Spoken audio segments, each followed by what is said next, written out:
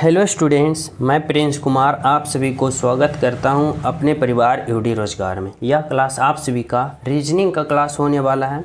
जितने भी प्रश्न लिया गया है इस क्लास में सभी प्रश्न आप सभी के लिए सेलेक्टेड है, एग्ज़ाम के पैटर्न पे आधारित है। तो वर्तमान समय में आपका एग्जामिनर जो पैटर्न का उपयोग करके आपका प्रश्न पत्र तैयार करता है तो वही पैटर्न पे आधारित सभी प्रश्न देखने को मिलेगा, जो कि हर एक प्रश्न आप सभी के एग्जाम में 100% हेल्पफुल साबित होगा।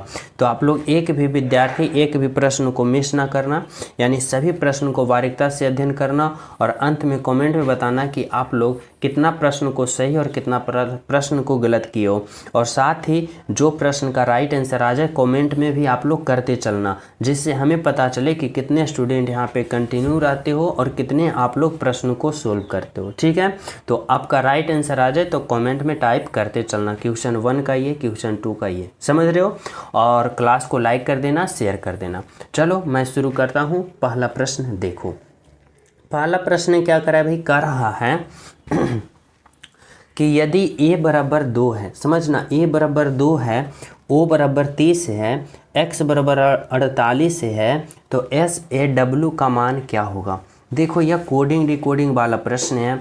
अब यहाँ पे आप लोग को कोड क्या दे रखा है ना भाई, कर रहा है कि a बराबर a का कोड क्या है भाई, तो o है। वो a का कोड क्या है भाई, तो 2 है, समझना। ओ का कोड वर्ड क्या है भाई, तो ओ का कोड वर्ड जो है ना वह 30 है। और एक्स का जो कोड वर्ड है ना, एक्स का जो कोड वर्ड है वह क्या है भाई, तो 48 है, यानी 48 है।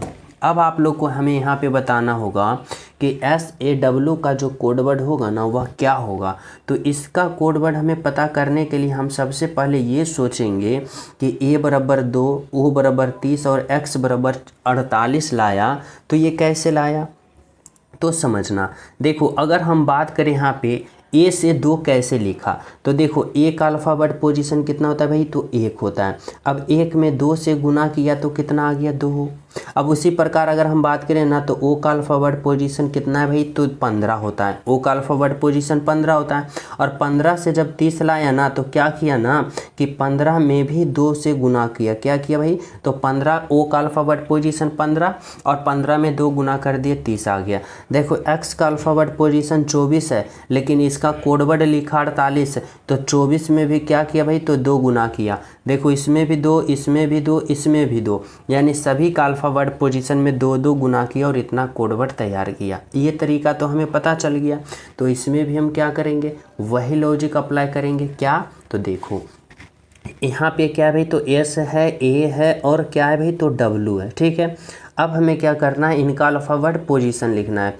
जैसे देखो S का अल्फ़ाबेट पोजीशन कितना होता है भाई, 19 होता है। A का अल्फ़ाबेट पोजीशन 1 होता है और W का अल्फ़ाबेट पोजीशन 23 होता है ना। लेकिन हमें यहाँ पे क्या करना है ना कि पहले हमें इनका क्या करना है भाई, तो इनका गुना 2 कर देना है, यानी इनके अल्फ़ाबेट पोजीशन में 2 गुना कर देना है।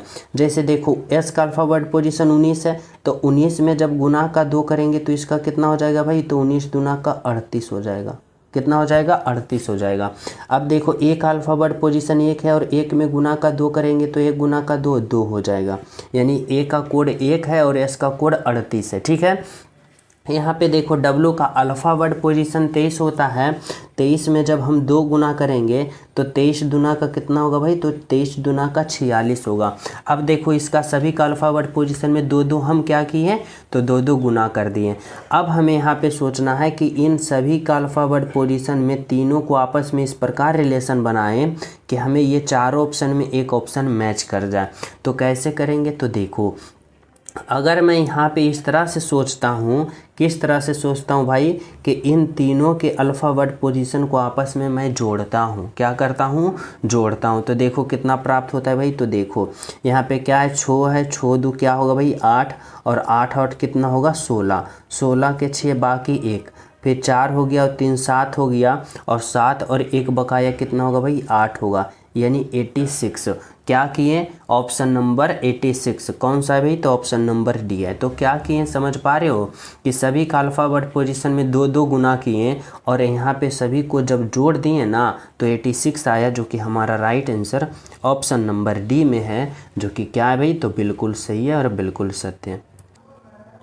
देखो 2 नंबर का प्रश्न क्या करा भाई, यहाँ पे समझना। 2 नंबर में करा उस विकल्प को चुनिए जो तीसरे अक्षर युग्म से उसी प्रकार संबंधित है जिस प्रकार दूसरे अक्षर युग्म से पहले अक्षर संबंधित हैं।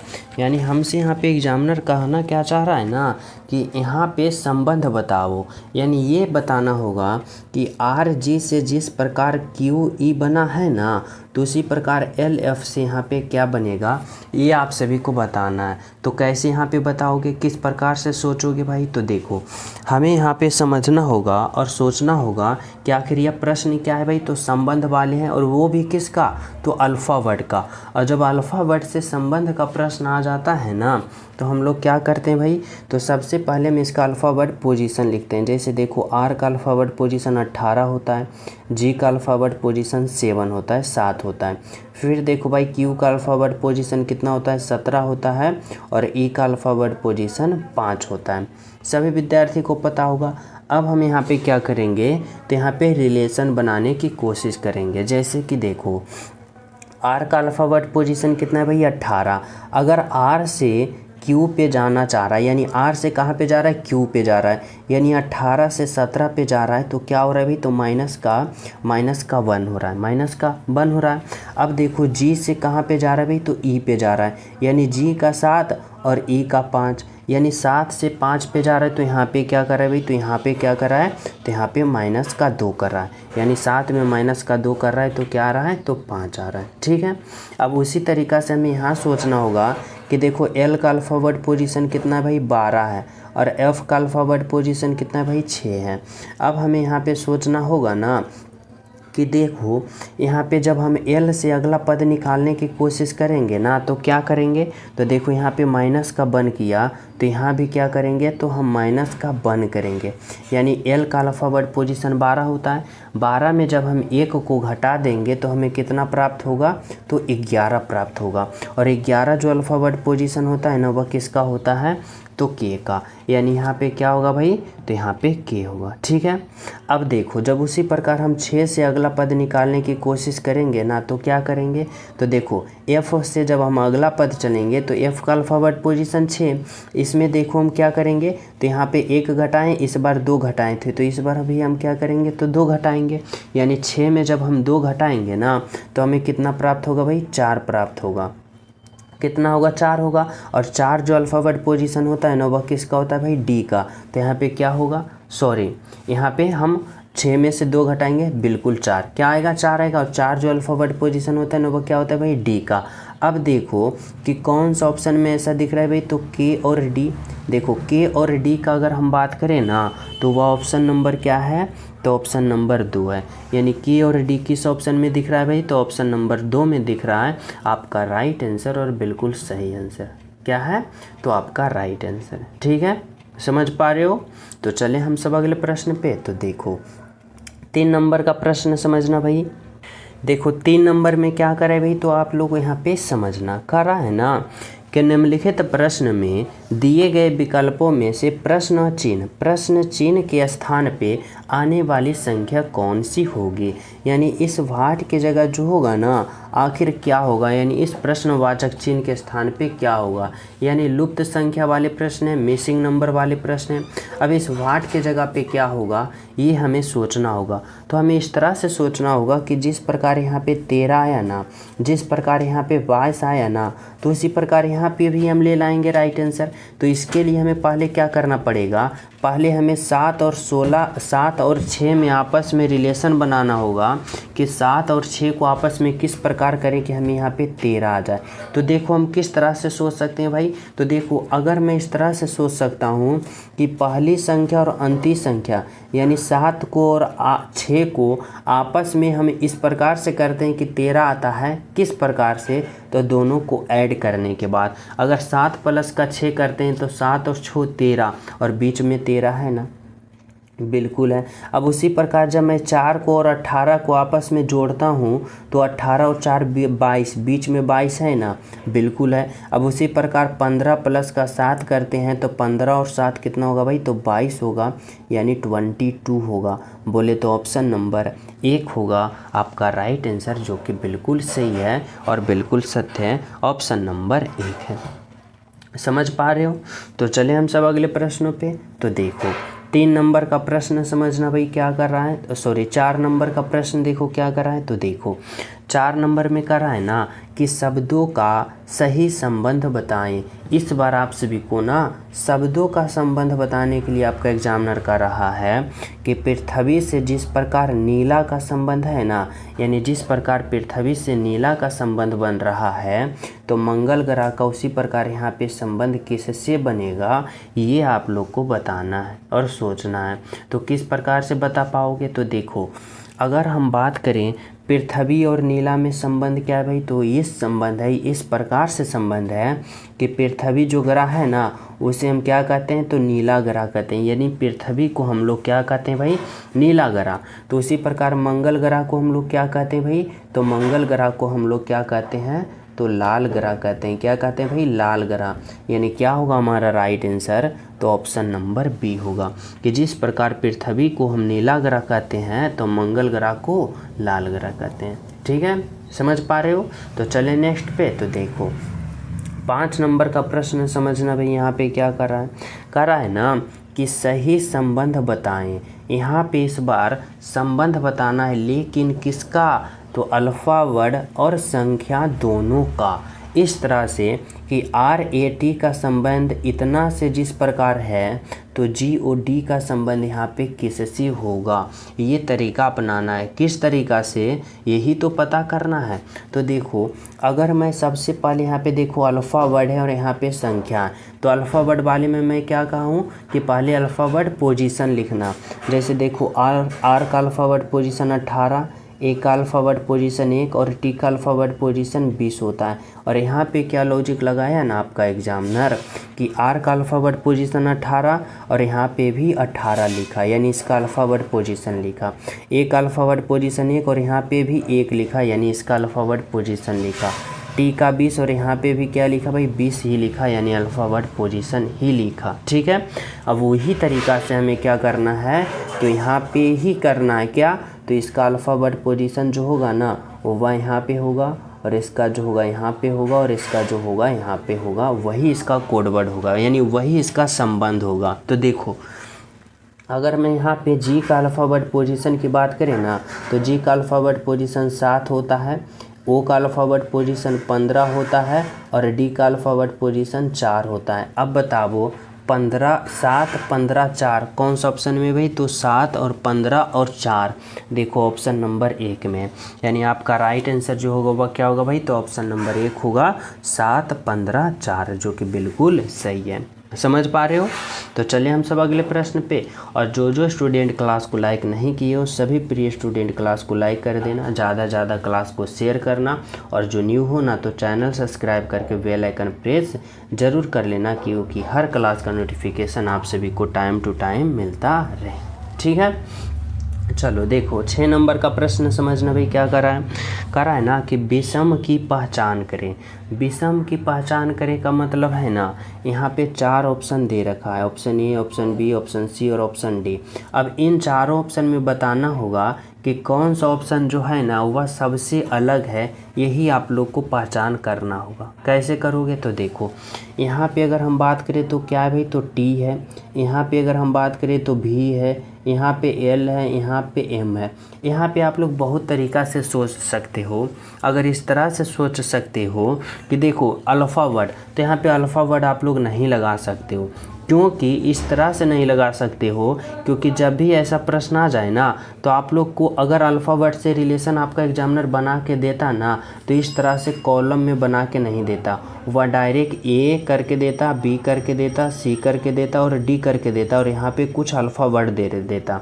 अब कहता है यहाँ पे लॉजिक लगाओ। तो वैसे इस प्रकार से जब प्रश्न आए ना, तब आप लोग सभी अल्फ़ा वर्ड पोजीशन लिखना, तब लॉजिक लगाना। और जब इस तरह के डायग्राम में दे दिया जाए ना, तो आप लोग बिल्कुल इस तरह से समझना, या तो यहाँ पे कॉन्सोनेंट वोवेल का लॉजिक लगा रहा है या फिर रेखाओं का यहाँ पे लॉजिक लगा रहा है। तो देखो, अगर वोवेल कॉन्सोनेंट की बात करें ना, तो यहाँ पे जितने भी यहाँ पे दे रखा है ना, सभी कॉन्सोनेंट है। तो कॉन्सोनेंट है तो यानी इसमें तो कोई वोवेल नहीं है, इसलिए तो ये लॉजिक गलत होगा। तो दूसरा लॉजिक क्या लगाना है, तो रेखा पे जाना है। यानी रेखा का मतलब क्या है ना, कि देखो टी लिखने के लिए कितने रेखा का प्रयोग किया, तो एक और एक दो, यानी इसमें दो रेखा प्रयोग किया है। अब भी की बात करें तो भी में भी दो रेखा प्रयोग किया, एक और एक दो, यानी इसमें भी दो रेखा। एल की बात करें तो एल इस तरह से लिखता है, यानी दो रेखा। लेकिन एम की बात करें तो एक दो तीन चार, इसमें चार रेखा का प्रयोग किया, यानी राइट आंसर जो होगा ना ऑप्शन नंबर 4। तो जब भी इस तरह से डायग्राम में आप लोग का इस तरह से विषम की पहचान करने के लिए बोले ना, तो देखो 2 ही 3 तरीका से आपका एग्जामिनर यहाँ पे एग्जाम में प्रश्न दे सकता है, क्योंकि प्रीवियस ईयर में देख चुका हूँ। या तो वोवेल कॉन्सोनेंट से रहेगा, या तो फिर रेखा से रहेगा, या फिर यहाँ पे यही 2 तरीका से रह सकता है। लेकिन जब अल्फ़ा वर्ड पोजीशन से दे दिया ना, तो इस प्रकार से इस तरह से वेन डायग्राम के अंदर नहीं देगा। ठीक है, इतना बात को समझ रखना। ठीक है, चलो अगला प्रश्न देखना क्या करे भाई। तो यहाँ पे 7 नंबर का प्रश्न देखो, इसमें क्या करे भाई। तो देखो कर रहा है, निम्नलिखित प्रश्न में दिए गए विकल्पों में से प्रश्न चिन्ह के स्थान पे आने वाली संख्या क्या होगा। यानी इस भाट के जगह जो होगा ना, वह संख्या बताना होगा कि क्या होगा। यह भी प्रश्न लुप्त संख्या वाले हैं, मिसिंग नंबर वाले हैं। तो हमें सोचना होगा ना कि अगर हम इस भाट को के यहाँ पे पता करेंगे कि इस भाट की जगह क्या होगा, तो जिस प्रकार यहाँ पे 14 आया, जिस प्रकार यहाँ पे 10 आया, तो उसी प्रकार यहाँ पे भी आना चाहिए ना। बिल्कुल, देखो कैसे। तो हमें यहाँ पे सोचना होगा कि यहाँ पे जिस प्रकार 10 आया, यानी 1 और 4 और 7 को आपस में किस तरह कैलकुलेशन किया कि 10 आया। तो देखो हमें यहाँ पे सोचना पड़ेगा। अगर मैं यहाँ पे इस तरह से सोचता हूँ कि 1 और 4 और 7 को आपस में इस तरह से कैलकुलेशन करें, किस तरह से, तो देखो अगर मैं यहाँ पे इस 4 में इस 1 को क्या करता हूँ भाई, घटा देता हूँ। इस 4 में इस 1 को क्या करता हूँ, घटा देता हूँ। इस तरह से समझना कि यह जो 4 है ना, इस 4 में मैं इस 1 को क्या करता हूँ, माइनस कर देता हूँ। अब माइनस करेंगे तो हमें कितना प्राप्त होगा, तो हमें प्राप्त होगा 3। 4 में जब 1 घटा देंगे 3, और इस 3 को इस 7 के साथ क्या करते हैं भाई, तो जोड़ देते हैं। अब देखो 7 प्लस का 3 करेंगे 10 यहाँ पे है, बोलोगे बिल्कुल है ना। अब उसी प्रकार इस 8 में हम इस 5 को क्या करते हैं, घटा देते हैं। तो 8 में जब 5 को घटाएंगे तो कितना होगा भाई, 3 होगा। और इस 3 को हम क्या करते हैं, इस 11 में हम ऐड कर देते हैं, यानी जोड़ देते हैं। तो 3 प्लस का 11 कितना हो रहा है, यहाँ पे 14 हो रहा है ना, 14 हो रहा है ना, बिल्कुल हो रहा है। अब यही तरीका हमें इसमें अप्लाई करना है, यानी 6 से हमें 9 पे जाना है, यानी 9 में हमें क्या करना है, इस 6 को माइनस कर देना है, यानी घटा देना है। जब हम 9 में 6 को घटा देंगे तो हमें कितना प्राप्त होगा, तो हमें प्राप्त होगा 3। कितना प्राप्त होगा भाई, 3 प्राप्त होगा। और इस 3 को फिर क्या करेंगे, तो इस 12 में हम लोग जोड़ देंगे। तो 3 प्लस का 12 जोड़ेंगे तो 3 प्लस का 12 कितना होगा भाई, 15 होगा। यानी इस भाट के जगह जो होगा वह क्या होगा, 15 होगा। यानी यहाँ पे ऑप्शन नंबर क्या होगा, तो ऑप्शन नंबर बी होगा, 15 होगा। आपका क्या है, तो राइट आंसर बिल्कुल सही है। क्या होगा भाई, तो यहाँ पे 15 होगा, ऑप्शन नंबर 3 होगा।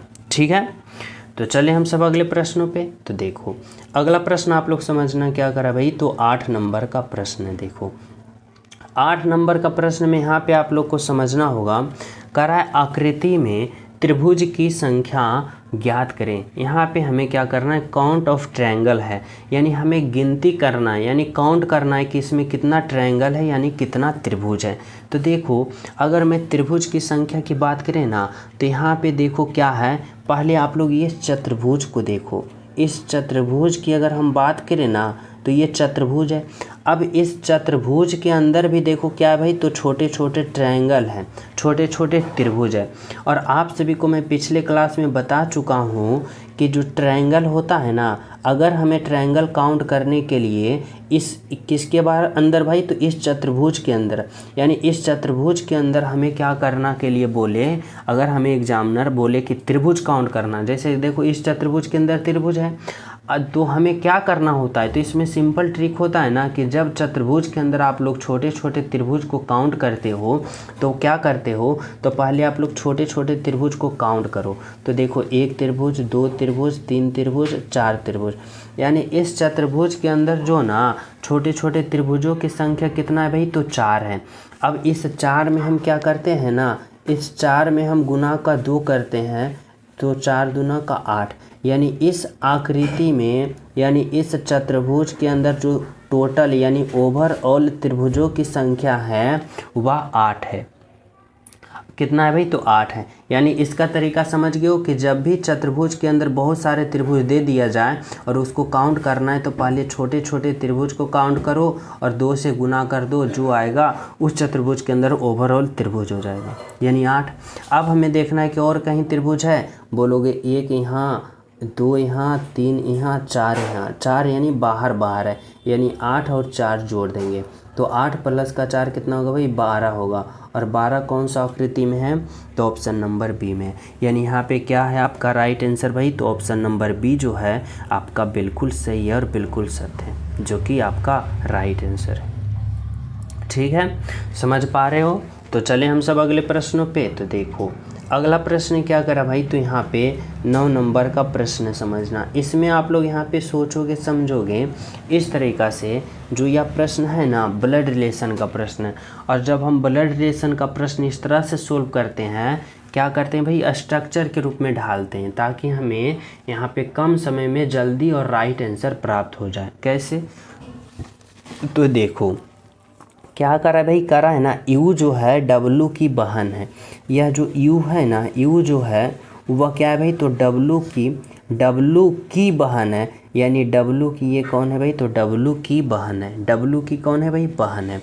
ठीक है, करा U T की पत्नी है। U जो है ना, U जो है वह किसकी पत्नी है भाई, तो U जो है ना T की पत्नी है। T की क्या है भाई, तो T की पत्नी है, यानी ये दोनों क्या है भाई, तो ये दोनों पति पत्नी है। यानी T और U क्या है, तो T पति है और U पत्नी है। ठीक है, आगे कर रहा है W जो है ना K का दूसरा पुत्र है। W जो है ना K का दूसरा पुत्र है, यानी K का, यह जो W भाई साहब है ना, यह W जो है वह किसका पुत्र है भाई, तो K का दूसरा पुत्र है। तो पहला पुत्र कौन होगा, पहला पुत्र U होगा, क्योंकि ये दोनों समझना, ये दोनों क्या है, तो U और W क्या है, तो भाई बहन है। यही ना कहा है कि U W की बहन है, यानी U और W क्या होना चाहिए, तो U और W होना चाहिए। यहाँ पे क्या, तो U बहन है तो W भाई होना चाहिए, यानी भाई बहन का रिश्ता है।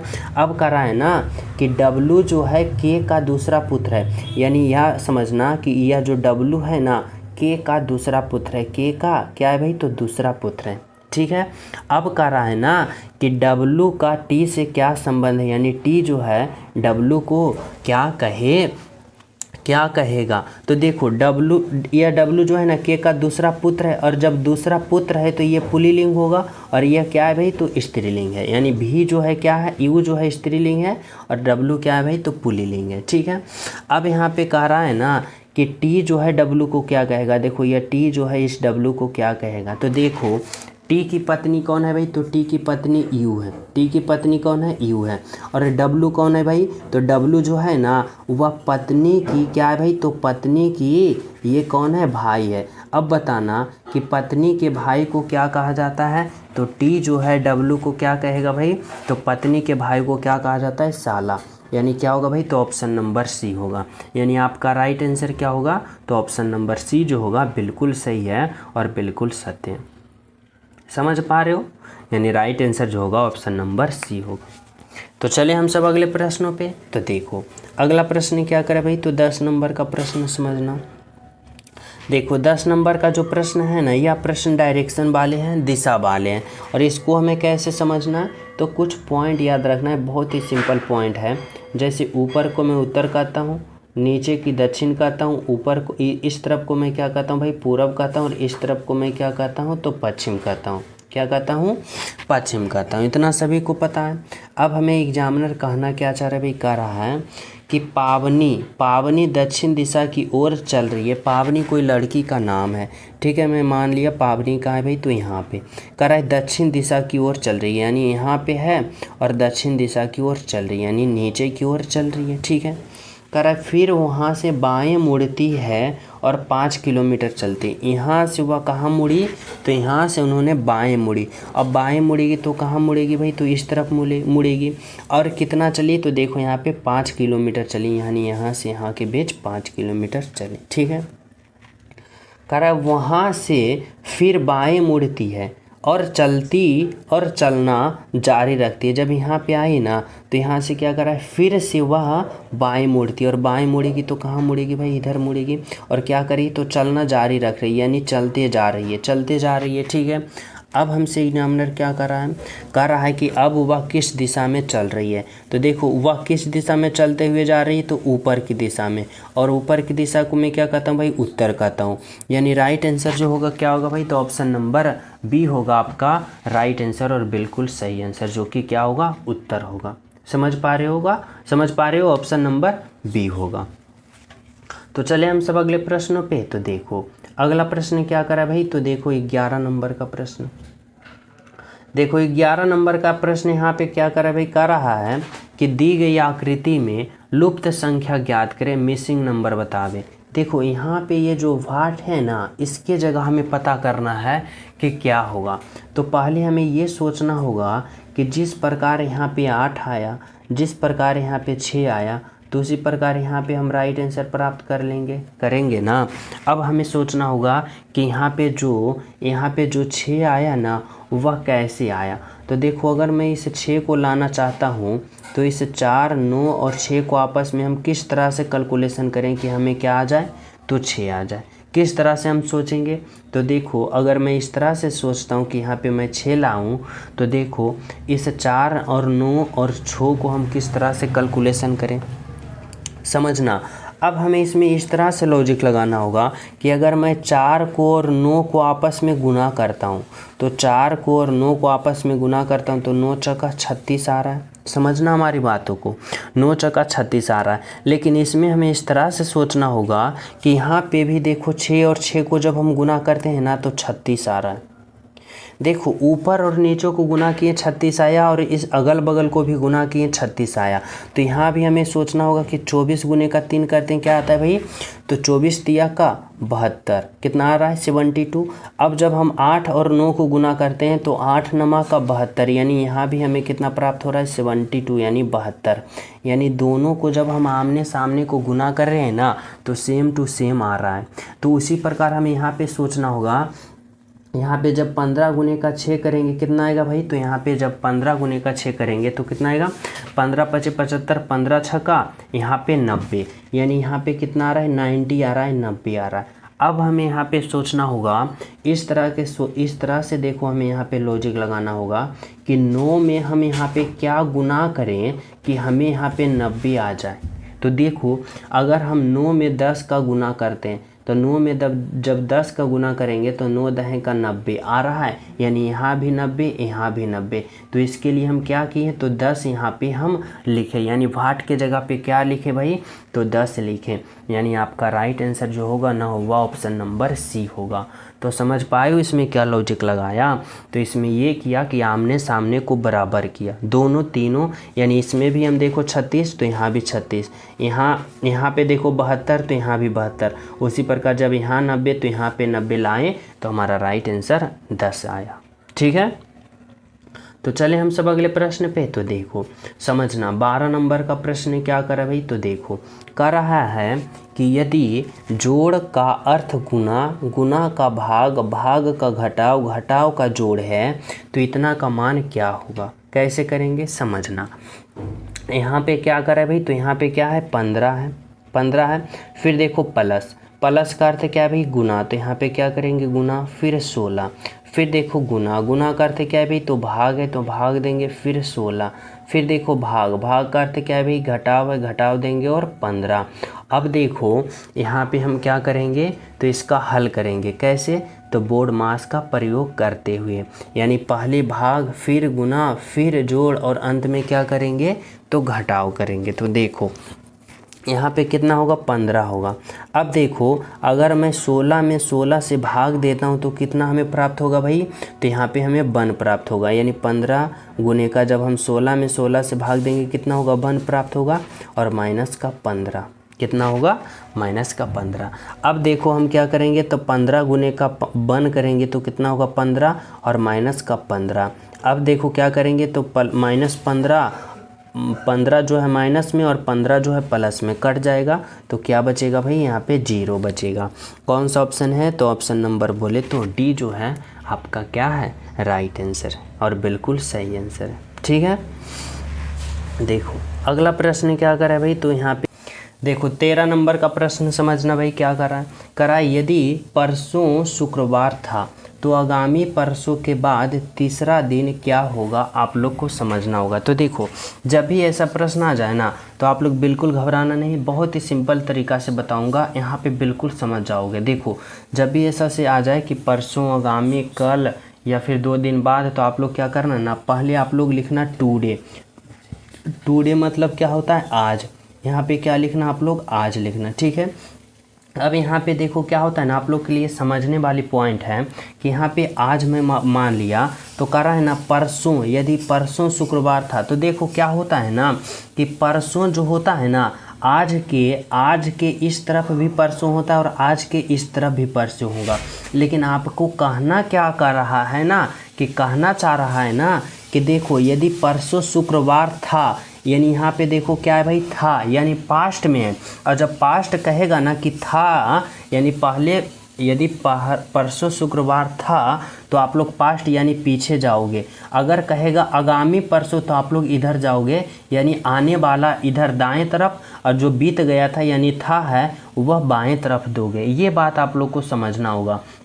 तो देखो हमसे क्या कहा ना, हमसे कहा कि परसों शुक्रवार था यानी बीता हुआ, तो आज से एक दिन पहले क्या होगा भाई, कल, यानी क्या होगा भाई, तो कल, यानी बीता हुआ कल, और बीता हुआ कल से एक दिन पहले जो होता है ना वह क्या होता है, तो वह परसों होता है। बीता हुआ कल से एक दिन पहले क्या होता है, परसों होता है। और यही परसों को क्या कर रहा है भाई, तो यही परसों को कर रहा है शुक्रवार, यानी यहाँ पे क्या है भाई, तो यह शुक्रवार है। क्या कर रहा है भाई, शुक्रवार कर रहा है, क्या कर रहा है, शुक्रवार, यही कर रहा है कि शुक्रवार है। लेकिन यहाँ पे क्या कहना चाहता है ना, आगे जो समझना आप लोग, यहाँ पे कर रहा है तो आगामी परसों, और आगामी परसों का मतलब होता है ना कि आने वाले, ये आने वाले मतलब आगामी बोले तो आने वाले यानी दाएं तरफ जाना है। ठीक है, दाएं तरफ जाना है, तो कह रहा है आगामी परसों, और आगामी परसों से क्या होता है भाई, तो पहले आगामी कल होगा, क्या होगा, आगामी कल होगा, और आगामी कल से एक दिन पहले जो होता है ना वह क्या होता है, तो आगामी कल से जो एक दिन पहले होता है वह आगामी परसों होता है। ठीक है, और कह रहा है ना कि आगामी परसों जो है वह आगामी परसों के बाद तीसरा दिन, यानी आगामी परसों से बाद तीसरा दिन, यानी पहला दिन, दूसरा दिन और तीसरा दिन, और ये दिन जो है ना वह कौन सा है ये बताना है, और यही आपका एग्जामिनर कहना चाहता है। तो बिल्कुल तरीका से यहाँ पे आप लोग राइट आंसर प्राप्त करोगे।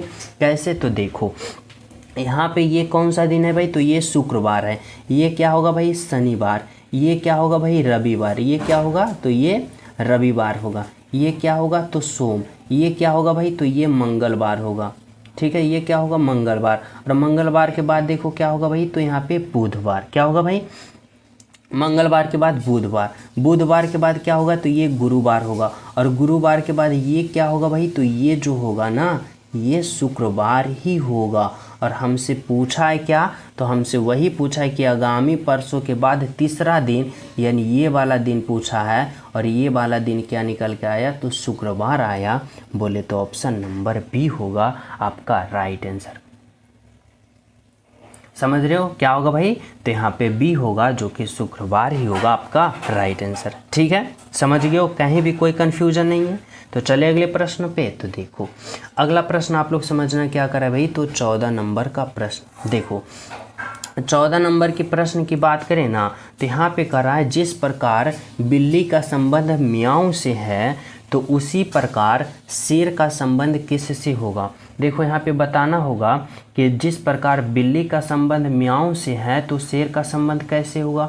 अब बिल्ली और म्याऊं में क्या रिलेशन है भाई, तो बिल्ली और म्याऊं में इस तरह से रिलेशन है कि बिल्ली के जो आवाज़ होता है ना वह म्याऊं करके होता है, यानी बिल्ली जो आवाज़ निकालता है वह म्याऊं में निकालता है, लेकिन जब शेर की आवाज़ जो निकालता है, शेर जो अपना आवाज़ निकालता है वह किस में निकालता है, रेंगना नहीं, हिनहिनाना नहीं, फुफकारना नहीं, क्या करता है भाई, गरजता है। शेर क्या करता है, गरजता है, यानी शेर अपना आवाज़ कैसे निकालता है, तो गर्जन में, यानी गरजना। ऑप्शन नंबर 3 ठीक है।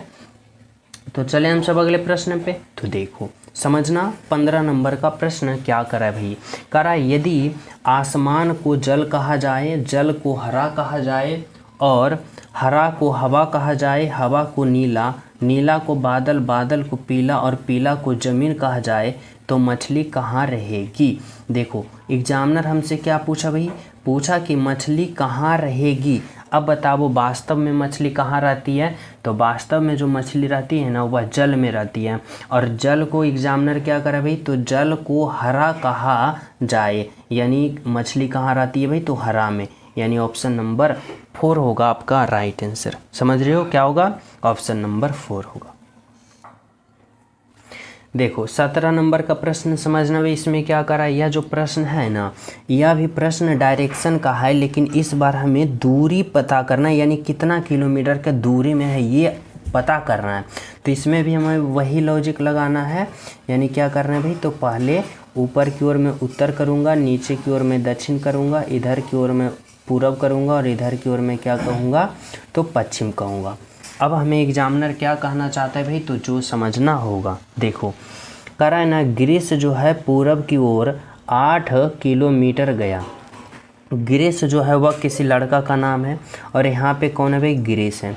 अब कह रहा है ना कि ग्रीस जो है 8 किलोमीटर क्या करे भाई, पूरब की ओर सीधे गया, और पूरब की ओर मैं इधर कहता हूँ, और कितना गए भाई, तो 8 किलोमीटर पूरब की ओर गया। ठीक है, कह रहा है फिर वह दाईं ओर मुड़ा 3 किलोमीटर सीधे गया। यहाँ जब आया ना तो दाईं ओर कहाँ जाएगा भाई, तो दाईं ओर इधर जाएगा, और किधर कितना गया भाई, तो 3 किलोमीटर दाईं ओर सीधा गया, यानी 3 किलोमीटर इधर आया। कह रहा है फिर दाईं ओर मुड़ा और 12 किलोमीटर गया। यहाँ से फिर दाईं ओर मुड़ेगा और 12 किलोमीटर कहाँ जाएगा भाई, तो 12 किलोमीटर इधर गया। 12 किलोमीटर कहाँ मुड़ा, तो दाईं ओर, यानी दाईं ओर किधर होगा, तो इधर होगा। ठीक है, कह रहा है कि आरंभ के स्थान से वह कितनी दूर है। देखो आरंभ के स्थान से एग्जामिनर हमसे पूछा ना कि आरंभ के स्थान, आरंभ कहाँ किया था भाई, यहाँ पे, और हमें कहाँ करा है कि आरंभ के स्थान से वह कितनी दूर पे है, तो कितनी दूर पे है, तो देखो ये वाला दूरी है। अब ये वाला दूरी हमें निकालने के लिए क्या करना पड़ेगा, तो हमें ये सोचना होगा कि ये दूरी कितना हो भाई, तो ये दूरी की बात करें ना तो देखो अगर ये 3 किलोमीटर है तो ये भी कितना होना चाहिए, तो ये भी 3 किलोमीटर होना चाहिए। अगर हम बात करें ये टोटल की बात, तो ये टोटल कितना है भाई, तो 12 किलोमीटर, और ये कितना है 8 किलोमीटर, तो इतना दूर होगा, ये भी 8 किलोमीटर होगा, और बचा कौन, ये, और ये जो बचा ना, तो ये जो बचा ये कितना होगा भाई, तो ये 4 किलोमीटर होगा, क्योंकि 12 में 8 घटा देंगे तो ये वाला निकल जाएगा 4 किलोमीटर। अब देखो हमें ये दूरी निकालना है, तो ये दूरी क्या होगी, हाइपोटेनस कर्ण, जो आप लोग 12 में बहुत ही बार पढ़े होंगे कि हाइपोटेनस बराबर क्या होता है भाई, तो यानी कर्ण बराबर क्या होता है, तो लंब स्क्वायर और प्लस यहाँ पे आधार स्क्वायर, और दोनों को क्या कर देना है, रूट कर देना है। तो देखो 3 का स्क्वायर 9 और 4 का स्क्वायर कितना होगा भाई, तो 4 का स्क्वायर होगा 16। अब जब 9 और 16 को जब हम जोड़ के रूट निकालेंगे तो 25 और 25 का 5, यानी हाइपोटेनस यानी h बराबर कितना आया भाई, तो 5 किलोमीटर। यानी क्या करा है कि आरंभ के स्थान से वह कितना दूर पे है भाई, तो ये दूरी बताना है, और ये दूरी कितना है, 5 किलोमीटर। यानी आपका जो राइट आंसर होगा ना ऑप्शन नंबर 3 होगा, 5 किलोमीटर होगा, जो कि बिल्कुल क्या है भाई, तो सही है और बिल्कुल सत्य। ठीक है, तो चलिए हम सब अगले प्रश्न पे। तो देखो अगला प्रश्न क्या करे भाई, समझना यहाँ पे 18 नंबर का प्रश्न। 18 नंबर में करा है श्रृंखला को पूर्ण करें। यहाँ पे सीरीज वाले प्रश्न हैं और वो भी सीरीज जो है ना वह किसका है भाई, तो यहाँ पे अल्फ़ा वर्ड और संख्या, यहाँ पे अल्फ़ा वर्ड और संख्या, अल्फ़ा वर्ड और संख्या। तो हमें सबसे पहले क्या करना पड़ेगा, तो देखो जब भी ऐसा प्रश्न आ जाए ना अल्फ़ा वर्ड और संख्या दोनों मिक्स करके सीरीज आ जाए, तो पहले आप लोग क्या करना ना, या तो अल्फ़ा वर्ड को लेके चलना या तो संख्या को लेके चलो। तो देखो मैं संख्या को लेके चलता हूँ। तो देखो 3 से 6 जा रहा है, 6 से 11 जा रहा है और 11 से 18 जा रहा है। तो अगले पद जो होगा वह क्या होगा। तो देखो अगर हम बात करें इस तरह से कि 3 से 6 जा रहा है यानी क्या हो रहा है भाई, प्लस का 3 हो रहा है। अब 6 से 11 जा रहा है यानी यहाँ पे प्लस का क्या हो रहा है, तो प्लस का 5 हो रहा है। क्या हो रहा है भाई, प्लस का 5। 11 से 18 पे जा रहा है तो क्या हो रहा है भाई, तो 11 से 18 पे गया तो प्लस का कितना हो गया भाई, तो प्लस का हो गया 7। क्या हो गया, प्लस का 7। अब देखो सीरीज क्या चल रहा है भाई, तो +3 +5 +7। तो इस बार क्या होगा, तो 3 और 2 5, 5 और 2 7 और 7 और 2 कितना होगा भाई 9। अब देखो अगर हम 18 में प्लस का 9 जोड़ते हैं, 18 में क्या करते हैं भाई प्लस का 9 जोड़ते हैं, तो 18 और 9 कितना होता है भाई, तो 18 9 27। तो यहाँ पे क्या होगा, तो 27, यानी संख्या जो होगा ना वह 27 आएगा। तो देखो 27 इसमें भी है और 27 इसमें भी है। तो यानी हमें क्या करना है ना, तो हमें अल्फ़ा वर्ड को भी निकालना पड़ेगा। अब अल्फ़ा वर्ड को हम कैसे निकालते हैं, तो उसका अल्फ़ा वर्ड पोजीशन लिख के, जैसे देखो एफ़ का अल्फ़ा वर्ड पोजीशन 6 होता है, जी का 7 होता है, आई का 9 होता है और एल का कितना होता है भाई 12 होता है। अब देखो जब हम F से G पे जाएंगे यानी 6 से 7 पे जा रहे हैं, क्या कर रहे हैं भाई, प्लस का 1 कर रहे हैं, समझना। देखो G से I पे जा रहे हैं यानी G का 7 I का 9, तो 7 से 9 पे जा रहे हैं, क्या हो रहा है भाई, तो 7 + का 2 9 यानी प्लस का 2 हो रहा है। फिर देखो I से L पे जा रहे हैं यानी I का 9 L का 12, तो 9 से 12 पे जा रहे हैं यानी यहाँ पे क्या करें, प्लस का 3 करें, 9 + का 3 12। अब जब हम L से अगले पद करेंगे तो क्या करेंगे भाई, तो देखो +1 +2 +3, तो इस बार हम क्या करेंगे प्लस का 4 करेंगे और L का अल्फ़ा वर्ड पोजीशन 12 और 12 में 4 जोड़ेंगे तो 12 और 4 16 और 16 जो अल्फ़ा वर्ड पोजीशन होता है P का, तो यहाँ पे P होगा। अब बताओ 27 P कौन सा ऑप्शन में है, तो 27 P देखो ऑप्शन नंबर क्या है भाई, तो ऑप्शन नंबर 1 में, यानी आपका राइट आंसर क्या होगा, तो ऑप्शन नंबर 1 होगा, जो कि क्या है, तो बिल्कुल सही है और बिल्कुल सत्य है, ऑप्शन नंबर 1 है। ठीक है, तो चले हम सब अगले प्रश्न पे। तो देखो अगला प्रश्न आप लोग समझना क्या करें भाई, तो 19 नंबर का प्रश्न है। देखो 19 नंबर का प्रश्न में क्या कहना चाहता है, कह रहा है श्रृंखला को पूर्ण करें, यानी जहाँ जहाँ खाली है ना वहाँ वहाँ बताना है कि कौन सा यहाँ पे अल्फ़ा वर्ड भराएगा। तो जब भी ऐसा प्रश्न आप सभी के एग्ज़ाम में आ जाए कि यहाँ पे श्रृंखला को पूर्ण करें वो भी अल्फ़ा वर्ड से, तो आप लोग क्या करोगे ना, पहले यहाँ पे काउंट करना कि इसमें कितना अल्फ़ा वर्ड की संख्या है। जैसे देखो 1 2 3 4 5 6 7 8 9 10 11 12 13 14 15 16, यहाँ पे कितना अल्फ़ा वर्ड की संख्या भाई 16। अब इस 16 को हम क्या कर सकते हैं, तो 4 गुने का 4 गुणनखंड कैसे सकते हैं 4 गुने का 4 यानी 4 चौका 16, या फिर हम कैसे कर सकते हैं, तो 2 गुने का 8 यानी 2 8 का 16। यानी हमें कहने का मतलब हुआ ना, इसे काउंट करने का मतलब हुआ कि पहले आप लोग काउंट करना है फिर इसका गुणनखंड करना है, यानी 4 गुने का 4 और 2 गुने का 8। और कोई तरीका है 16 का, नहीं ना। तो हमें कहने का मतलब है ना कि आप लोग 4 का छोटे छोटे खंड बनाओ या 2 का छोटे छोटे खंड बनाओ। तो देखो अगर मैं यहाँ पे 4 का छोटे छोटे खंड बनाता हूँ तो क्या हमें देखने को मिलेगा, तो देखो 4 इधर हो गया, फिर 1 2 3 4 देखो इधर हो गया, 1 2 3 4 देखो इधर हो गया और 1 2 3 4 इधर हो गया। 4 को मैं छोटे छोटे खंड बना दिया। अब हमें यहाँ पे फिलअप करने में बहुत ही आसान तरीका से होगा। कैसे, तो देखो यहाँ पे हमें क्या करना है भाई, तो ए जो शुरू में है और ए के बाद वाले को हमें फिलअप करना है, यानी ए के बाद वाले, और ए जो है ए के बाद वाले फिलअप करना है। तो देखो ए अगर यहाँ पे देखो ए शुरू में है और ए के बाद वाले जो है वह कौन सा अल्फ़ा वर्ड है, सी है, यानी हमें यहाँ पे क्या भरना पड़ेगा। तो अगर हम यहाँ पे सी भरते हैं तो देखो क्या आता है, ए सी बी ए। अगर मैं यहाँ पे ए भरता हूँ तो देखो ए सी बी ए, फिर यहाँ पे AC, तो यहाँ पे BA और A यहाँ पे C भरता हूँ तो ACBA, यानी सभी में फिलअप हो गया आसान तरीक़ा से, बिल्कुल हो गया। यानी यहाँ पे क्या आया, C आया, यहाँ पे क्या आया, A आया, यहाँ पे B आया, यहाँ पे C आया। CABC जो है आपका राइट आंसर है। कौन सा ऑप्शन में है भाई, तो CABC देखो ऑप्शन नंबर 2 में आपका राइट आंसर। समझ पा रहे हो? तो चलें हम सब अगले प्रश्न पे। तो देखो अगला प्रश्न आप लोग समझना क्या करें भाई, तो 20 नंबर का प्रश्न। देखो यह जो प्रश्न है ना, मैं यह प्रश्न आप सभी को होमवर्क के रूप में देना चाहता हूं, कथन निष्कर्ष वाले प्रश्न है। सभी विद्यार्थी इस प्रश्न को राइट आंसर कमेंट में बताना, बहुत इंपॉर्टेंट है। और जो स्टूडेंट क्लास को लाइक नहीं किए हो तो सभी प्रिय स्टूडेंट क्लास को लाइक कर देना, ज़्यादा से ज़्यादा शेयर करना, और जो न्यू हो ना तो चैनल सब्सक्राइब करके बेल आइकन प्रेस जरूर कर लेना, और प्यारा सा कमेंट जरूर करना इस क्लास के बारे में। साथ ही टेलीग्राम का लिंक डिस्क्रिप्शन में, वहाँ भी ज्वाइन हो जाना, ताकि हर क्लास का नोटिफिकेशन आप सभी को टाइम टू टाइम मिलता रहे। ठीक है, तो मिलते हैं आप सभी को अगले क्लास में। जब तक सभी विद्यार्थी को हमारे तरफ से जय हिंद।